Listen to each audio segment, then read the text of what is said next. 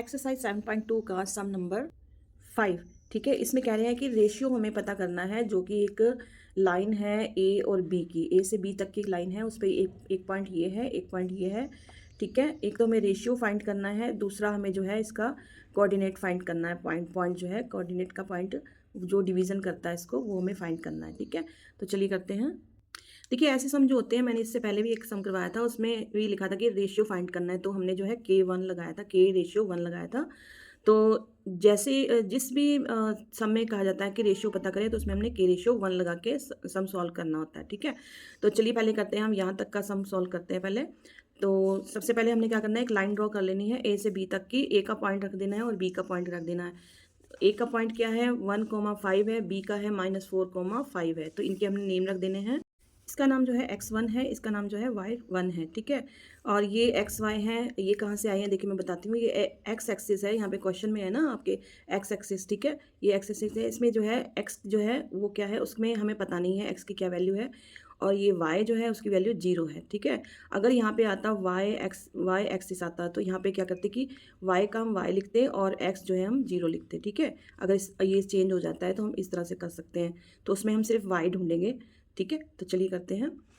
सबसे पहले हमने इसको रेशियो को मान लेना है, K रेशियो 1 है, तो उसके बाद हमने ये y वाला, मैंने बताया था ना y की वैल्यू है हमारे पास, तो सबसे पहले हमने y सॉल्व करना है।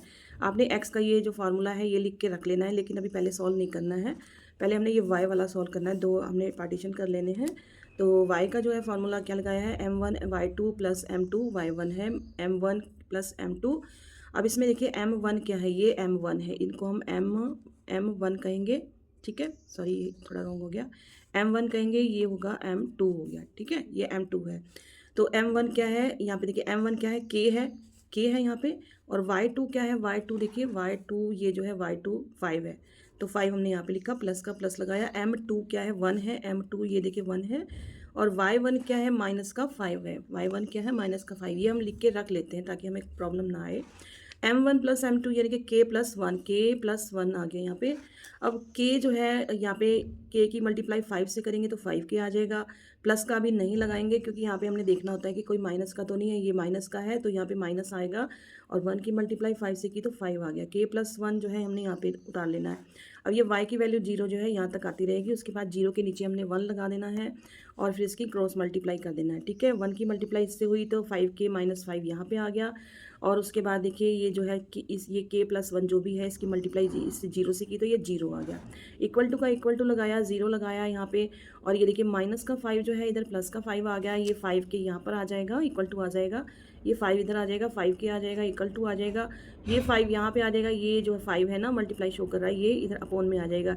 इनकी हम कटिंग कर देंगे, 5 1 5, 5 1 5, ये 1 आ गया यहाँ पे, तो k क्या आया, इसका 1 आया। ठीक है, अब हम क्या करेंगे, हमने जो है अब दूसरा पार्ट इसका सॉल्व करना है। दूसरा पार्ट मतलब कि इन्होंने कहा ना कि also find the coordinate of the point of division, हमने इसका पॉइंट हमने पता करना है। तो चलिए पता करते हैं कैसे करना है। ये देखिए हमने क्या करना है कि ये अब हम ये वाला सॉल्व करेंगे, इसका जो फॉर्मूला मैंने यहाँ पे लिखा है।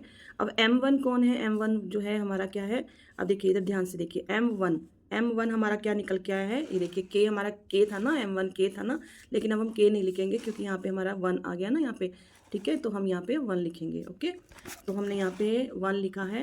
m1 जो है हमारा 1 है, x2 क्या है, x2 देखिए माइनस का 4 है, वो हमने यहाँ पे लिखा, प्लस का प्लस लिखा है। अभी m2 क्या है, m2 हमारा 1 है, m2 तो हमारे पास था ना, m2 1 है, और उसके बाद x1 क्या है 1 है, x1 क्या है, ये देखिए 1 है ना, तो ये m1 और m2 क्या हो गए हमारे 1 + 1 हो गए, k हमारा 1 बन गया था ना, तो 1 + 1 हो गए। उसके बाद 1 की मल्टीप्लाई 4 से हुई, -4 से तो माइनस का 4 आ गया, और प्लस लाने से पहले देखना होता है कि कोई माइनस तो नहीं लगा हुआ है, तो नहीं लगा हुआ है तो क्या करेंगे, 1 की मल्टीप्लाई 1 से करेंगे तो 1 आ जाएगा, और ये दोनों प्लस हो जाएंगे, 2 हो जाएगा। इक्वल टू का इक्वल टू लगाया, -4 में से 1 का जो पॉजिटिव का है वो हमने लेस कर दिया, तो माइनस का 3 आ गया, और 2 यहाँ पे आ जाएगा। ठीक है, तो अब -3 अपॉन में 2, -3 अपॉन में 2, -3 अपॉन में 2 एक ये है, ये हमारा x आ गया ना, एक तरह से हमने पॉइंट फाइंड करना है, तो ये आ गया। और 0 क्या थी, 0 हमारा ये y था। ठीक है, ये नहीं था ना हमारे पास, ये देखो 0 ये y था, तो ये हमने ये पॉइंट ढूंढना था, तो हमने ये हमारा पॉइंट क्या हो गया है, -3 अपॉन में 2, 0 आ गया। ठीक है, ये इसका आंसर हो गया। करते हैं नेक्स्ट सम। एक्सरसाइज 7.2 का ही ये जो 6 नंबर है ये बहुत इंपॉर्टेंट है, ये आप लिख के रख लो। ठीक है। इसमें क्या है, इसमें कुछ पॉइंट दिए गए हैं, देखो ये 1 2 3 4, ये 4 पॉइंट दिए गए हैं एक पैरेललोग्राम के, ठीक है। तो और इसमें हमने एक्स और वाई जो है फाइंड करना है। तो सबसे पहले हमने एक पैरेललोग्राम बनाना है, ड्रॉ कर लेना है।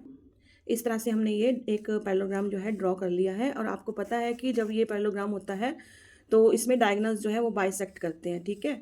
इसमें दोनों तरफ से बाइसेक्ट करते हैं पैरेललोग्राम। तो और ये जो होता है ना, ये मिड पॉइंट होता है, ठीक है।